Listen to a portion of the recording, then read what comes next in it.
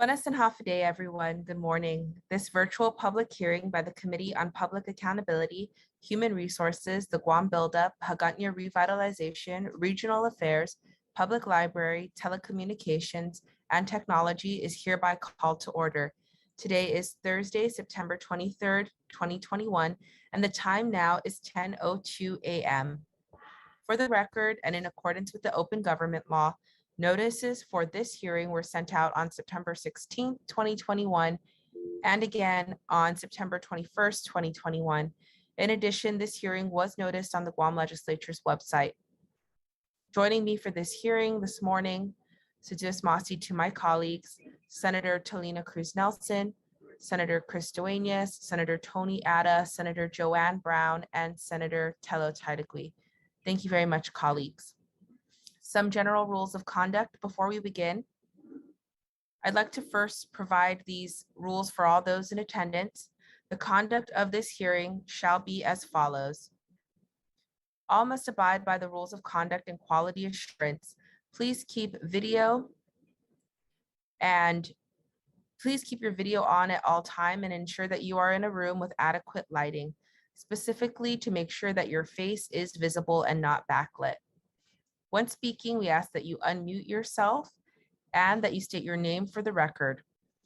The chair will invite individuals to speak and to testify.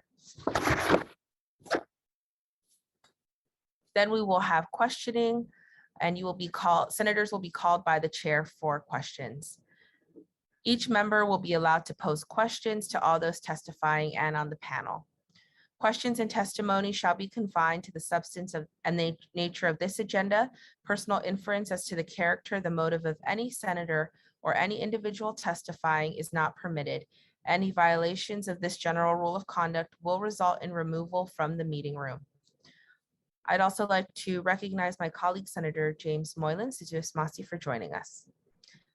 On the agenda today, we have the appointment of Felix C. Benavente to serve as a member of Hagåtña Restoration and Redevelopment Authority, HRRA, Board of Commissioners, as well as Bill number 123-36 COR, introduced by V. Anthony Atta, Joanne Brown, Frank Blas Jr., Sabina, Flores, Perez, Christopher M. Duenas, Telo T. Taitague, and Clynton E. Ridgell. An act to amend section 2108 of chapter 2, title 4, Guam Code Annotated, relative to requiring employees who resign from government of Guam employment to submit to drug testing to retain re-employment rights if said resignation was tendered subsequent to the employer's announcement of drug testing. We will begin with the first item on our agenda, and that is the appointment of Felix C. Benavente to serve as member of the HRRA Board of Commissioners. This morning, we do have the Director of HRRA, Lacia Casil, as well as Joseph Meno from HRRA. Thank you very much, folks, for joining us. Will you be providing testimony today, Director Casil? Half a day, Senator Acting Chair Shelton. Yes, I will be providing a verbal testimony. Okay, please proceed.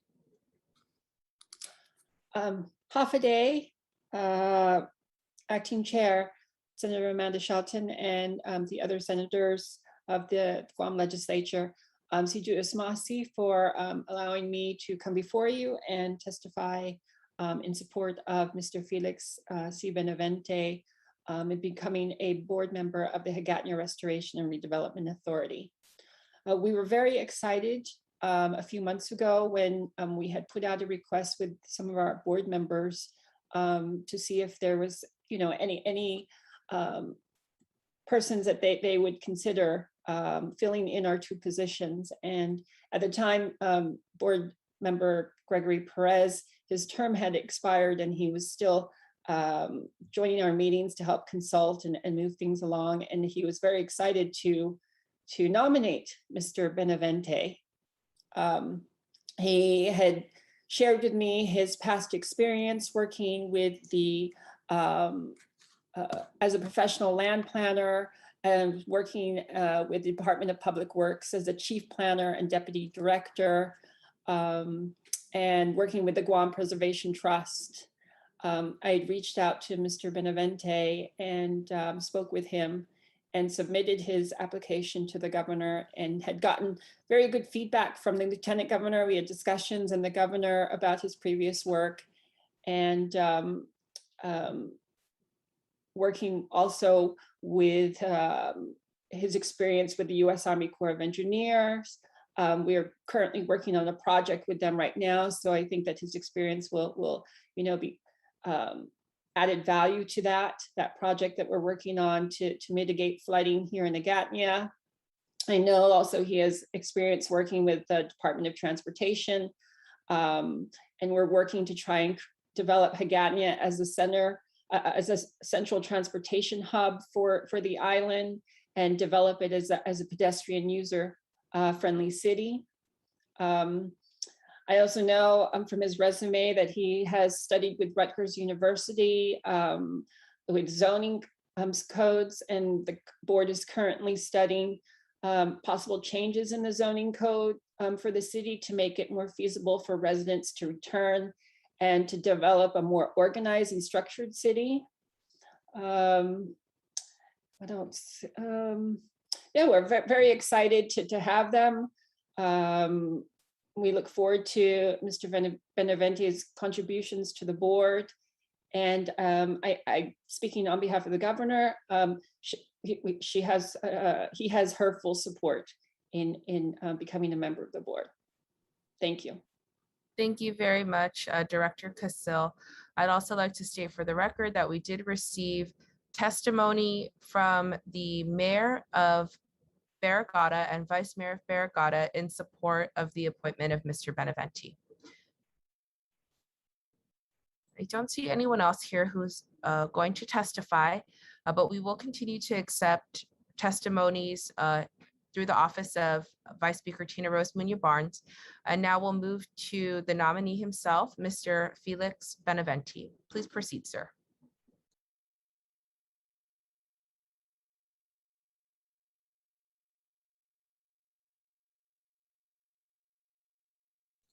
Sir, please unmute yourself.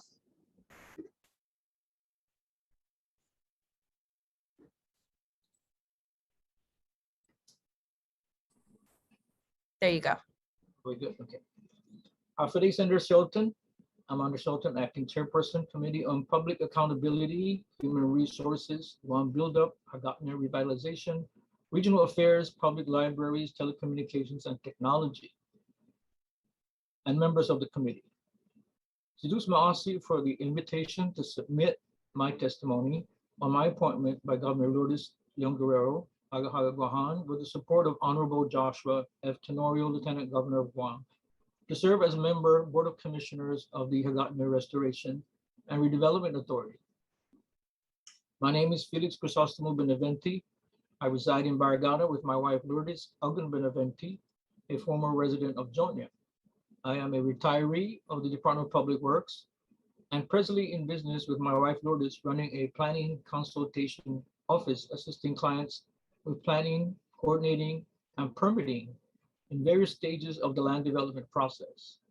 Other than several breaks in between, we have been in this type of business for well over 25 years. Madam Chair and members of the committee, my testimony will emphasize my primary commitment to recognize and honor my family and community, present and past, immediate and extended, and extend my Dongkaluna Seduce Maasi for all their support throughout my life. Without their support, I would not be in this position today. My parents were former Hagåtña residents, living in Hagåtña before its destruction during World War II. My father, the late Juan Camacho Benavente from Milencedo, his family lived in the old Padre Palomo school area along the shoreline of Old Hagåtña. He was a Guam fireman and subsequently retired as a school bus driver with the Department of Public Works. My late mother is Filomena Crisostomo Benavente, Camilan Bedzong. Her family lived in the Holali area of Old Hagåtña. She was a full-time mother. My mother and father had 12 of us children, including myself, Jose, Juan, Francisco, Catherine, Cecilia, Raymond, Marie, Candelaria, Roy, David, and Daniel. My wife Lourdes comes from a family of 11, and I have 5 grown children. Tina Lynn is the oldest, presently living with her wife, Christine, who is an active member of the U.S. Army in St. Louis, Missouri. Their daughter, Taryn, is married to Nico and have a son, Emmett. Nico is an active member of the Army. Patrick and his wife, Maureen, who recently passed away, is serving in the U.S. Army and is living in San Diego. Loretta Jo lives on Guam with her 5 children. Michael is the oldest and has 3 children, Jesse, Mikisha, and Xavier. Her other children are Zachary, Robert, Preciosa, and Maria, and Raymond. Samantha is married to Anthony Kawamo and have 3 children, Ali, Malu, Tasi, and Anthony III. They reside in Tacoma, Washington. Samantha works for the city of Tacoma, and Tony works for the state of Washington. Felix, our youngest, and his wife, Dizanne, have a son, Felix Carter. They live on Guam, where Felix works at Naval NAFAC, and Dizanne at GMH. My educational and professional background is illustrated in the nomination and appointment information sheet submitted by the Office of the Governor in Adlo. My education and professional background support well my ability to perform the functions required of a commissioner with the Hagåtña Restoration and Redevelopment Authority. I accept the responsibility that this position places on me as a commissioner. It is an honor and a privilege, and I thank again Governor Leon Guerrero and Lieutenant Governor Tenorio for his trust and shared responsibility. This I do with the goal of restoring and redeveloping the city of Hagåtña in line with the mandates approved in its enabling legislation in Public Law 24-110. I understand that the authority has recently approved the master plan, as well as the design guidelines and the map atlas. I look forward to the completion of the final approval process so that the authority can continue fulfilling its responsibilities according to its mandates. I look forward to answering any questions you may have, and thank you again for this opportunity to testify. Esta se Diyos maasi, and stay safe. Felix Benavente. Sedus Masi, Mr. Beneventi, for your testimony. Obviously, you have very strong roots in Hagåtña. You have a passion for the village and revitalization of our capital city. So I appreciate that. You also have experience in both the private and the public sector. And you did share with us that you are an owner, you have your own business interest. You are an owner of your business with your wife. And so if there is a conflict of interest that ever comes up in this position on the board, how will you handle that situation, sir? Well, I would have to recuse myself. If there's other items on the agenda, I would have to leave the room while that particular item is being discussed. Okay, thank you very much. And I'd like to hear from you some of your ideas for the HRRA as you will sit on the board, maybe some things that you would like to address right away, your priorities as a board of commissioner on the board. You know, I received copies of the master plan, design guidelines, and the map atlas, and it's voluminous in small letters. So doing basically a quick over, because I knew that there was no way we can understand that without consulting with the director and the staff on how many of those items in the master plan and the 3 documents came to be, what their timelines are. There's timelines in there, but those things need to be, in other words, I can't just read it and say what I think about it. I need to find out where it came from and how it came to be. There are things in there though that appear to be continually in discussion. And number one is the zoning part of it. You really can't have any zoning until you have a plan in place. So I'm excited about working Madam Chair, I'll be honest with you. There are about, I'm a person that likes to work in addressing specific tasks and working towards accomplishing those tasks. In the working elements of the master plan document, there are close to 100 individual tasks, if I'm correct, Madam Director. And to move forward, we have to take each one of those tasks and give it a rating on how soon we can accomplish them. And they go anywhere from zoning, sidewalks, implementation of many of, how they're going to be scheduled. They're going to be affected by staffing. I understand that there's only 2 staff at present, Mr. Mano and Director Basil.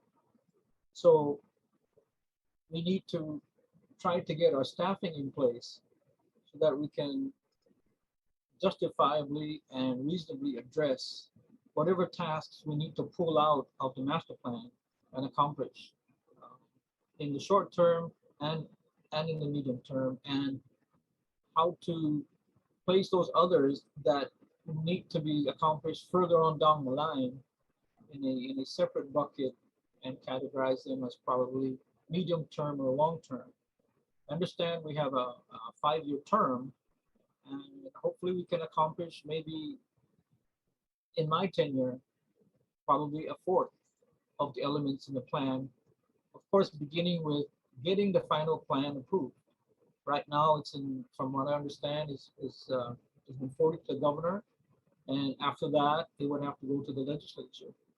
And after the legislature process, from what I understand, that's when the different elements in the plan start to get worked on.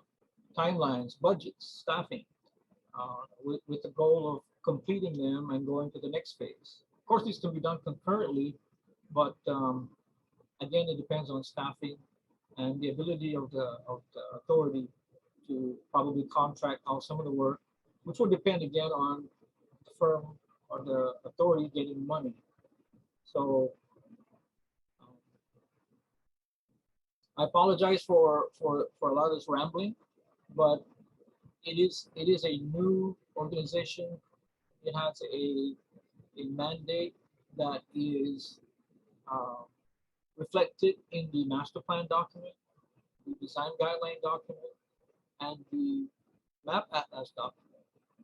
And our goal would be to set timelines to get those accomplished. From what I understand, the board has been in existence since 1994. It's well over 20 years, and it has reorganized itself. It has, and kudos to the director for putting it on good ground to continue forward. All right, thank you very much, Mr. Benavente. And no, I don't mind the depth of your answer. Thank you very much. We can tell that you understand the workings of HRRA and the tasks that you have in front of you. So I hope that as a commissioner, you will be able to really set the priorities and follow through with those tasks in a timely fashion. So I appreciate your commitment to that. Thank you very much. And now we'll go to questions from my colleagues. If they have any, we'll begin with Senator Tony Atta. Thank you, Madam Chair. Good morning, Mr. Beneventi, and thank you for accepting the governor's nomination to be a part of the Board of Commissioners. The question I have for you, and I know long-term, when we look at the master plan of Hagåtña, that, I don't think that is going to be realized within the next 5 years or 3 years. But overall, what are your thoughts on improving the roadways of Hagåtña? For example, in front of GCIC, building the street between Route 1 and GCIC, you see 2 sides of parking that if a fire truck was to come in, I don't think it would be able to because the street is narrow. What are your thoughts on one-way streets within Hagåtña in the immediate term? Yeah, so the one-way streets are, I think, a part of that road is one way. From the KFC intersection to the park, the Martinez or the Serena Park, the Canyon Ridge Park. It could be like a third of that is already one way.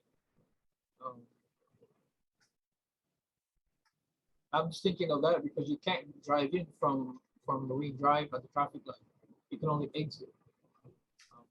Okay, then your thoughts on one-sided parking only, or because people park on both sides.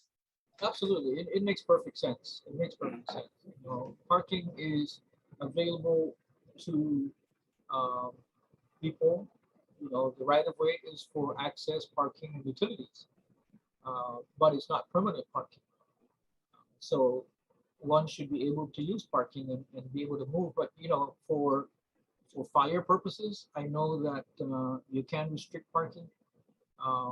But for circulation purposes, traffic circulation, there are means to restrict parking to one side of the street. So is that something that you would look at doing in the very near future in planning Hagåtña and looking at how we can improve the flow of traffic, the safety of people, and that work in Hagåtña, and also for pedestrians that walk the streets of our city? Oh, absolutely. Working with the director, I saw there's some circulation drawings in the master plan. I did not get into it in detail, but I do remember from way back in my days at land management that there've been many ideas for doing restricted parking on the Hagåtña streets. So we could look into that and work on it. We'll get back with you on that. Oh, that's great. Well, I just hope that once you're seated on the board and you're able to dig into these things, that you'll be able to take those projects that can be tackled at immediately and start chipping away at it. I know there's a lot of the plans that you won't be able to, but those that can give immediate action, that they'd be taken care of. Thank you again for your interest in the board and for serving again the people of Guam. Thank you, Madam Chair. That's the only question I had. Masi, Senator Ada, Senator Duenas. Masi, Madam Chair, and good morning to Mr. Benavente, who I'd like to address as Felix. Good morning, Senator. Like to consider ourselves as friends, as having served together in the past, and I've admired your work, and you certainly have the acumen and the knowledge to perform these duties. I like the emphasis that you've put on the idea of focus.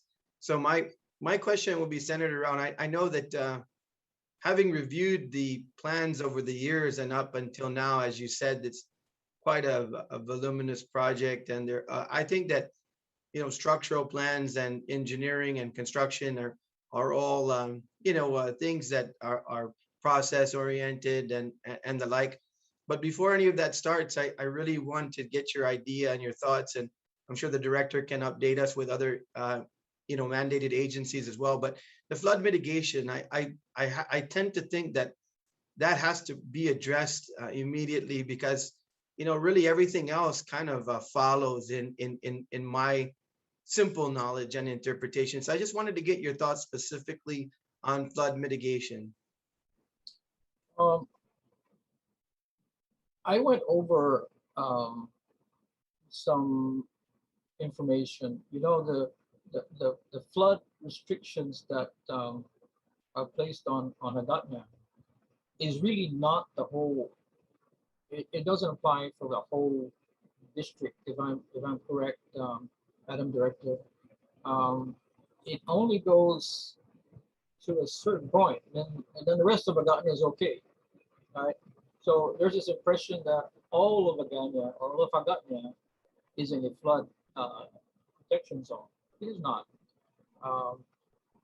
So it's really an area close to the Hagåtña River, and up to a certain point, it ends, and the rest over to Adelup and GCIC, I think, are not in the flood zone. I don't even think Adelup is. I mean, Hulali's in the flood zone. So it's mostly in the government business district. So from what I understand, the Corps of Engineers is embarking on a project. From what I understand, again, it's a no cost to Guam project, if I'm correct, Madam Director. So I would like to encourage the Corps of Engineers to, I don't know if we can tell them to accelerate, continue and finish that process, and tell us what we need to do to get Hagåtña out of that flood zone category, or find some more easier ways for people in there to develop their properties. And the reason, and thank you for the reminder and the education once again, Felix, about what particular areas and that it is specific. I bring this up because outside of the other user-friendly features and designs and desires, as you know, this is not new. It goes back several administrations, but one of the main ideas is to bring government and services back to Hagåtña. And the area you're talking about really is influenced by that.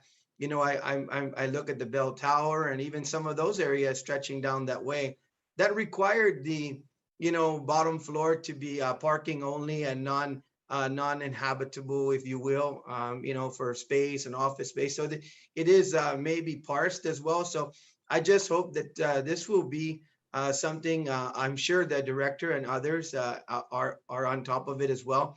But as an individual, we all have our various concerns here that we'll be bringing to you. I think flood mitigation, in my humble opinion, is something that is critical at this point, not only for private landowners who continue to not be able to realize highest and best use because of the first floor of a possible 3-4 plan to be incorporated, but also because the government itself, in order to be able to realize, the potentiality of bringing office space back to Hagåtña under the roof of government operations and not paying rent and doing those other things, which has been a long-term desire, would be incurring that flood mitigation issue. So I just wanted to put that on the radar, and maybe you get your commitment, as you said, that you want to focus. Maybe at least be 10% of your focus, or maybe even perhaps more. But of course, it's going to be based on the director and the overall board. But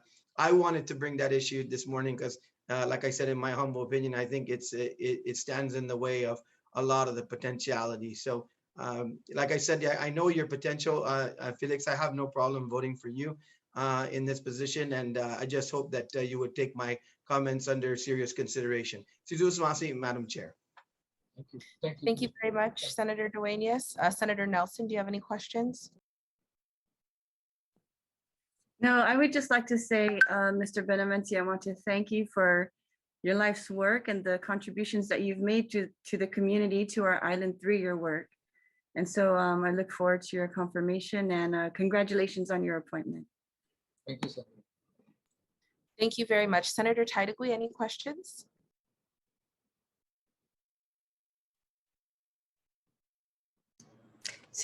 Madam Chair, for the opportunity. Half a day, Felix, it's good to see you. And I really have no questions.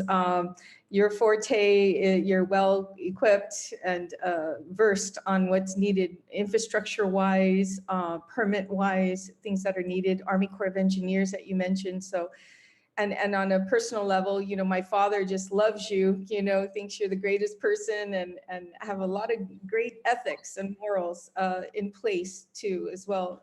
And I want to also extend a Donkalusa Dusmasi to your wife for allowing you to do this. this is an opportunity for you to, relax and enjoy.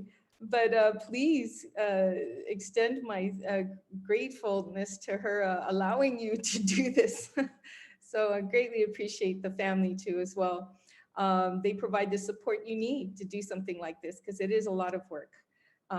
You mentioned it earlier about how massive it is, and it's been going on for almost going on a decade with regards to this, or a little over a decade, if I'm not mistaken. So again, thank you for stepping up to the plate. I know you can go fishing or do something else, but thank you for sharing your expertise to the people of Guam and continuing to serve in that capacity. To do Smasi, Felix, and good luck to you, and you have my support. Thank you, Senator. Thank you very much, Senator Taitague. Senator Moylan, any questions? Thank you, Madam Chair. Thank you, Mr. Beneventi, for accepting your nominations. I appreciate you volunteering. Madam Chair, I'm just wondering, are we, with Mr. Beneventi's filling the slot here, will we complete the amount necessary for this board to have come together and have their meetings? Yes, thank you very much, Senator Moylan. I believe so. Last week, we heard the appointment of Miss Betty Gale, and then we have Mr. Beneventi today, and we hope to vote on these nominations in this month's session to complement the board. Thank you, Madam Chair. Thank you, Mr. Beneventi. Thank you, Mr. Senator. Thank you very much. Senator Brown, any questions? Thank you very much, Madam Chair. Not so much, I mean, in terms of Mr. Beneventi's credentials that he brings to the table for the Hagåtña Restoration Board, but I do want to ask, because I was part of the legislature that actually created Hagåtña Restoration. And, a number of years have since passed, and I think we're really wanting to know and see the progress of where are we going. I know the board in the past has had, quite significant members of our community that have sat on the board. But in actually seeing the productivity and the projects out there in the community here in Hagåtña of what real engagement, the board has in projects, I think is something that we in the community and certainly within the legislature would like to hear about and see.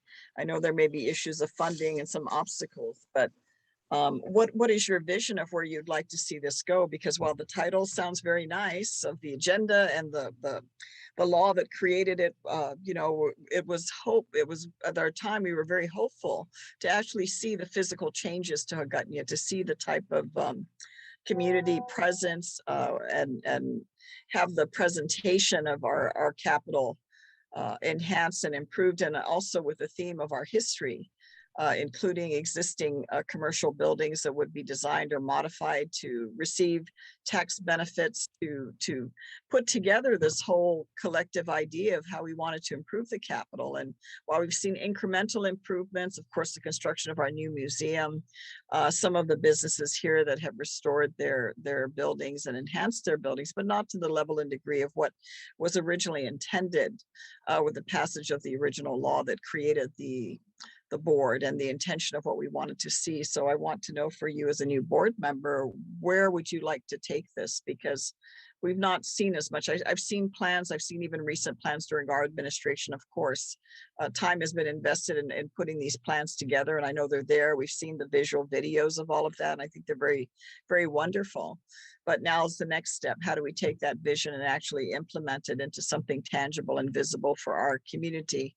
And also, and hopefully when tourism does return back to our island, for our visitors to come and experience and appreciate the beauty of our island, but also the important history, the tremendous amount of history that is centered here in our capital city that goes back hundreds, if not thousands of years. So I wanted to hear that from you, because I think we have an expectation of wanting to see more engagement and tangible deliverables from the Hagåtña Restoration Board.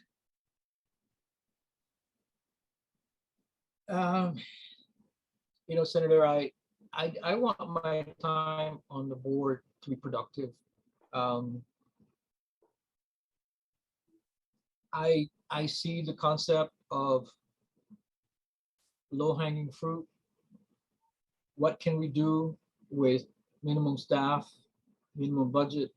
And I know that's almost become a a standard opening line for a typical government agency.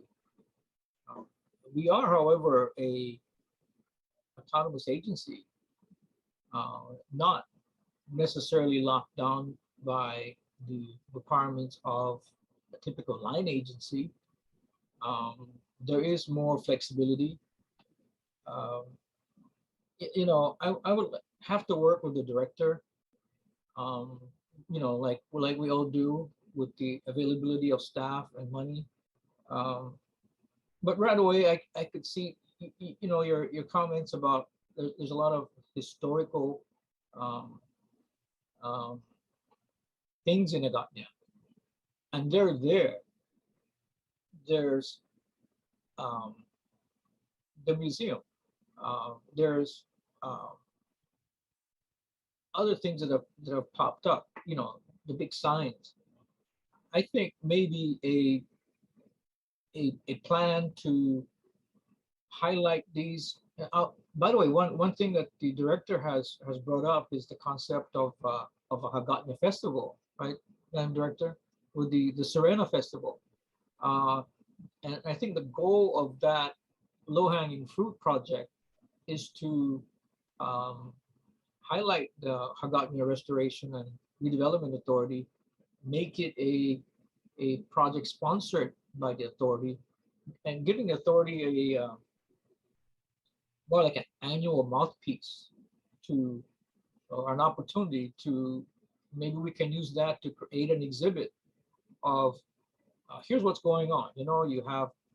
You can come down to Hagåtña, to the museum, to new restaurants, to new vistas, new sidewalks, and highlight those every time they come up. I see that when they painted the basketball court over at the Paseo, it became a media event.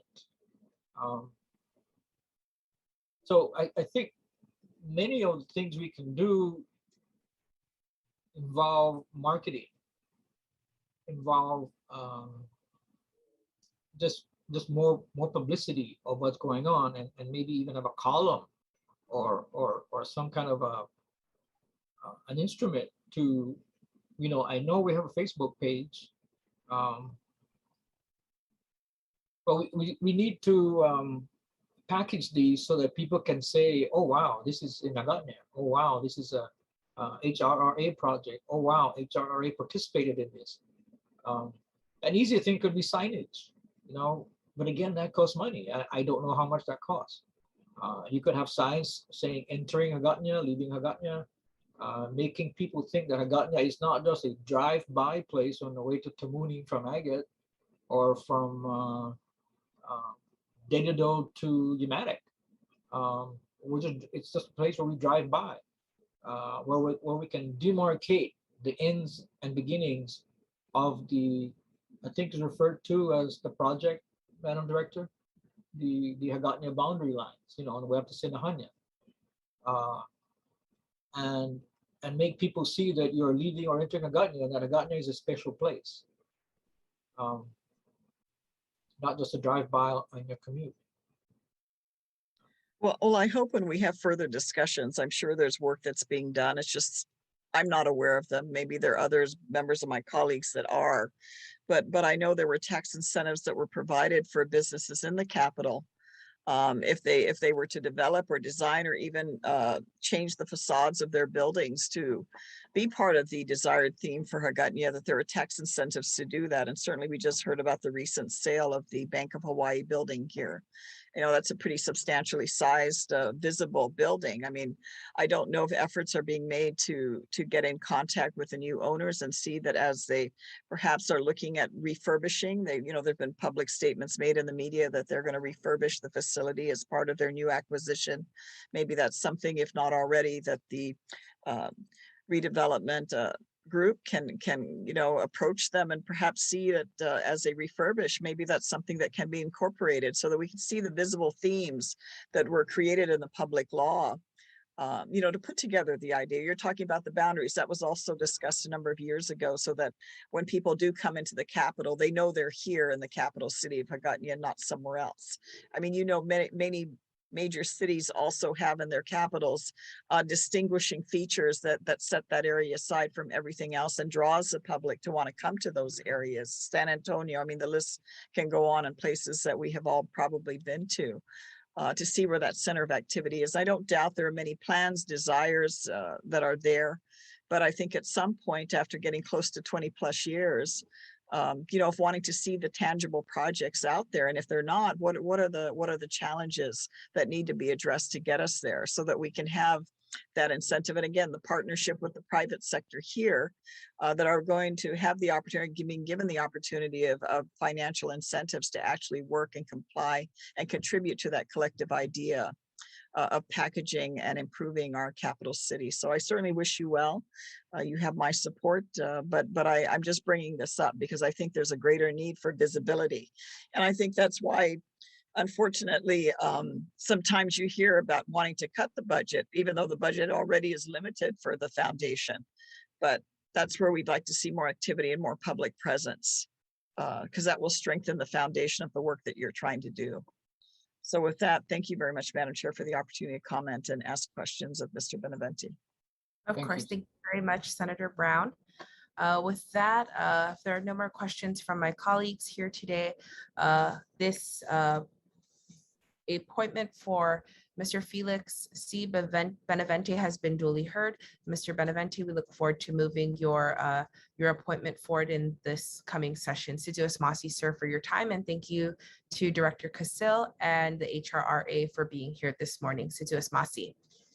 Aguma, Senator. Thank you very much. Have a nice day. Be safe.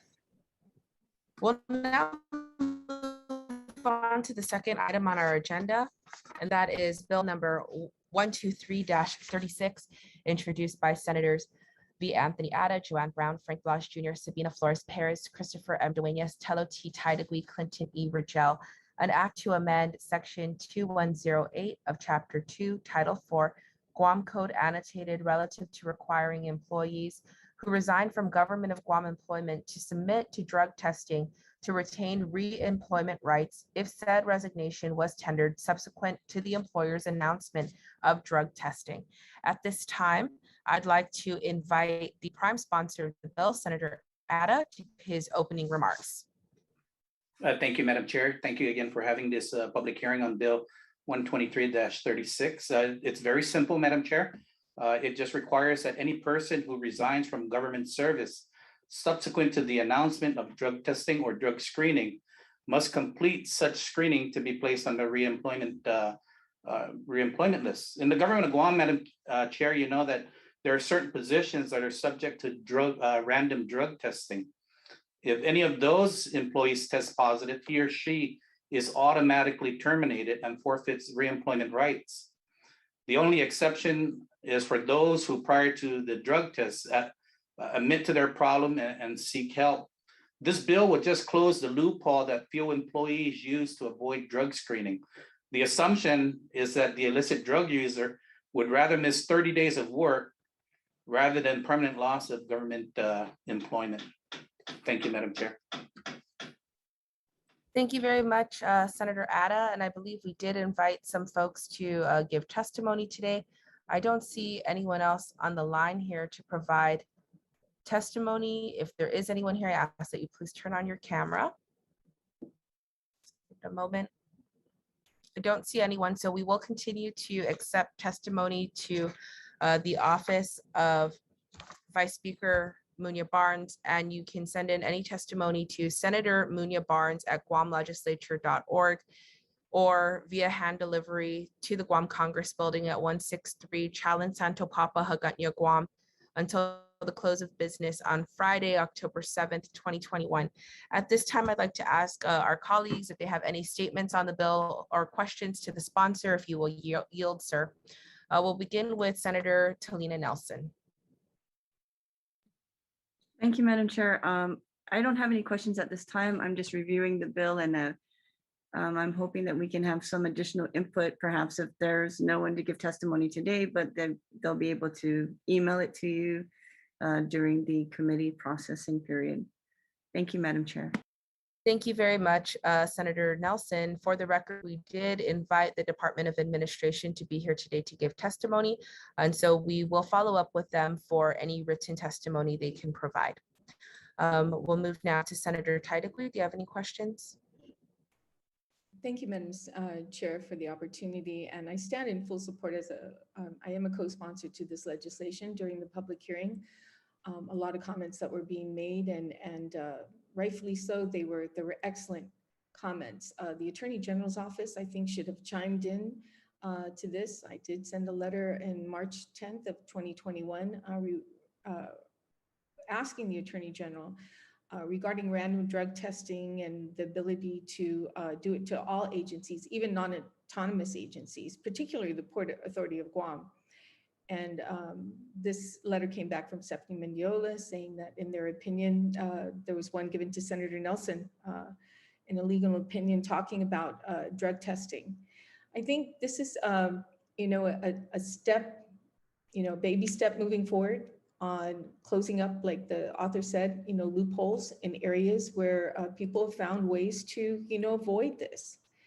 And I think we're making strides toward that, and appreciate what the author is doing on this. So I look forward to additional legislation also to go even further, to protect, the people of Guam and the people we serve as a government agency.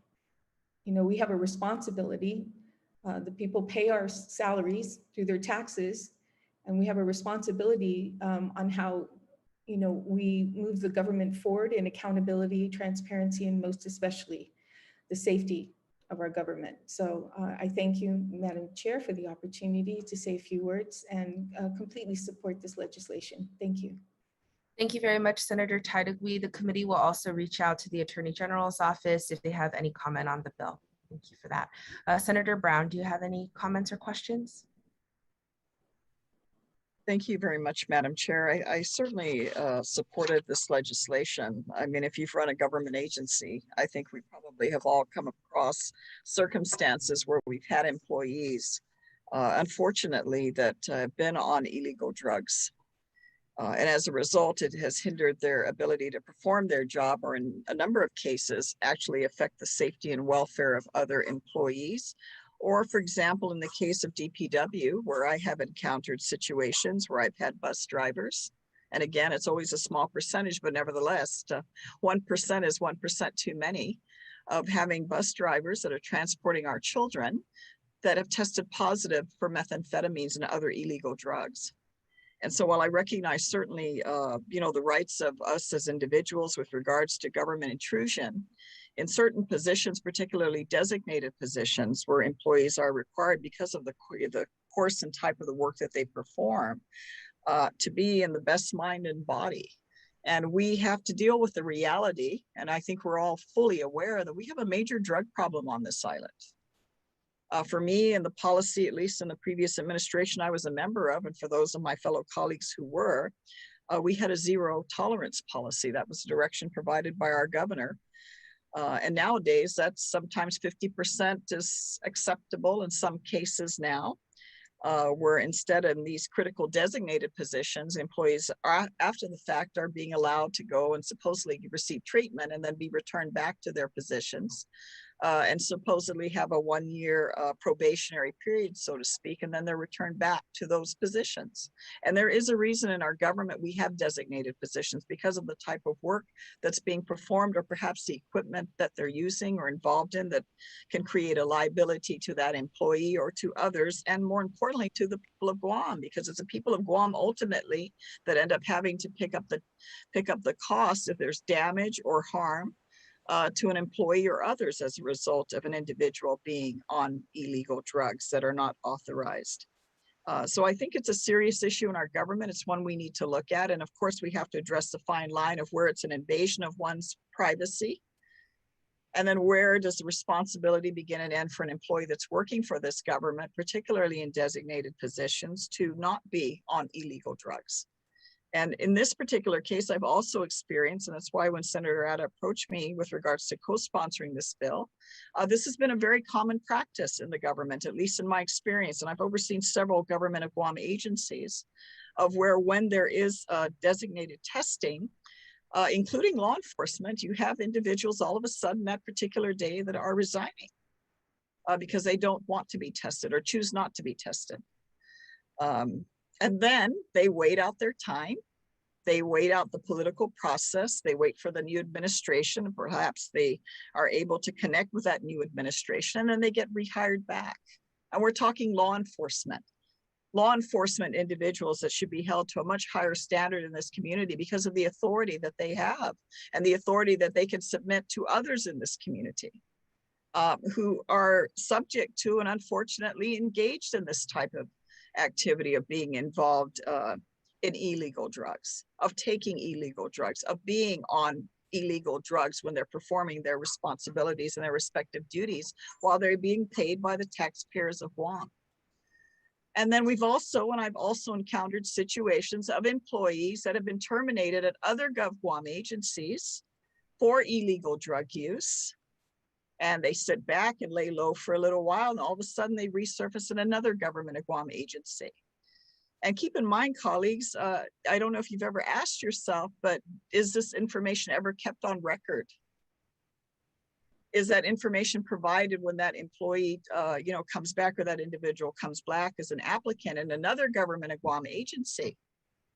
I mean, it's the telephone and lilac really that keeps different department directors informed sometimes, because you end up finding out someone got hired, and then you end up finding out after the fact that that individual may have been let go from another GovGuam agency because of this particular issue. They were terminated because they were found to be positive and on illegal drugs, and that was the basis of their termination from that GovGuam agency. So we do have these loopholes that are allowed, and we need to make a decision as the policymakers in our community on whether or not this is acceptable, particularly when the safety and welfare of our community is involved. Because I don't know about you guys, but I have to tell you, when I was at DPW and we had to deal with this with bus drivers, that was very concerning. And sometimes we're not even finding out until an incident happens. Because yes, you can do random drug testing, but some people slip through the process. Some people network, and if they can find out when the drug testing happens, all of a sudden they're jumping over the fence at the port, or they're just not showing up to work that day. And these are harsh realities that are happening out there. And while that doesn't represent the majority of our good, hardworking employees in the government of Guam, it does represent a percentage of our employees. And I have unfortunately had to deal with them. I'm sure many of you, my fellow colleagues who've also served as director in GovGuam agencies, have had to deal with these unfortunate circumstances. And I really feel we need to have a very clear set policy, of course, within the framework of the law and individual rights, which I also think are important. But when individuals particularly are choosing to work and be hired in these designated positions, I think we need to ensure primarily more than anything else, the safety and welfare of our community with regards to the work that they're performing. And right now, this has become a loophole. The loophole is you resign, you lay low, you come back. Maybe the next administration is your favorite administration, they're going to hire you. And we've seen this happen in recent history. I have, from my own work experience. So I think we need to recognize it, acknowledge it, and let the people of Guam know as policymakers, what are we going to do to address this? So we don't continue to reward bad behavior in this government, which is becoming the standard these days. I'm sorry, but I just don't think that's right and acceptable, especially when we know there are many good, hardworking people in this community that qualify, that don't get hired. And then they see and hear this kind of nonsense going on in our government. I think we should hold all of our people, all our public servants to a higher standard. With that, Madam Chair, thank you for the opportunity to be able to comment on Bill 123. Thank you. Thank you very much, Senator Brown. Senator Duenas.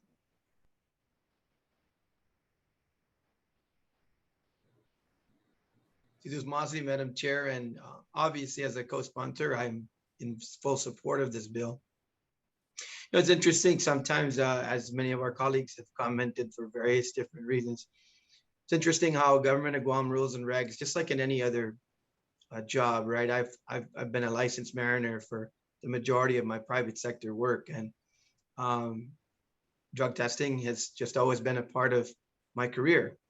And I've seen individuals actually, because of the rules and regulations that exist, when they experience difficulties and poor choices, actually turn towards treatment and avail themselves of opportunities to change, knowing that their livelihood hangs in the balance.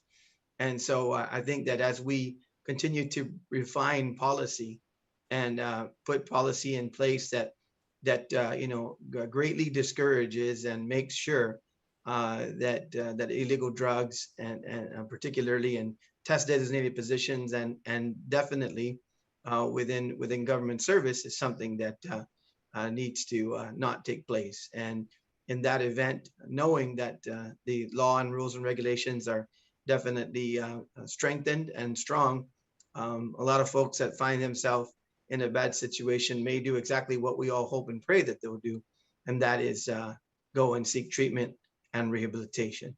So legislation has so many different angles to it in terms of what it does.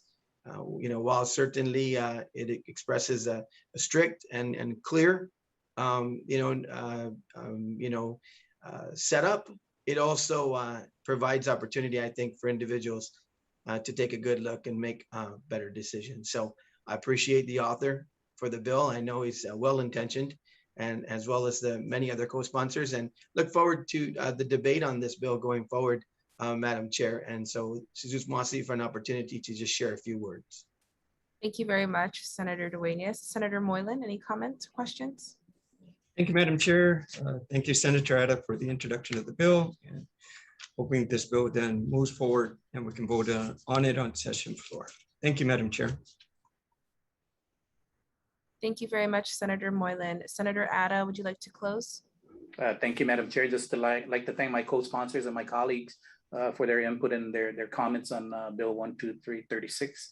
And I look forward to having this on the session floor so that we may further debate on the bill and move this forward. Thank you, Madam Chair. Suduas Masi, Senator Ada, and you do have the commitment from this committee to seek out the necessary input from our agencies, the Attorney General's office and the Department of Administration. We will do our due diligence here in the committee. And with that, we will continue to accept any testimonies from the public as well to the office of the Vice Speaker via email at Senator Munya Barnes at guamlegislature.org or via Dropbox at the Guam Congress Building, 163 Chalan Santo Papa, Hagåtña, Guam, until the close of business on Friday, October 7th, 2021. Bill number 123-36 COR has been duly heard, and this public hearing from the Committee on Public Accountability, Human Resources, Guam Buildup, Hagåtña Revitalization, Regional Affairs, Public Libraries, Telecommunications, and Technology is hereby concluded. The time now is 10:59 a.m. and this public hearing is adjourned. Suduas Masi colleagues, thank you very much everyone for watching. Have a good day and please be safe. Thank you.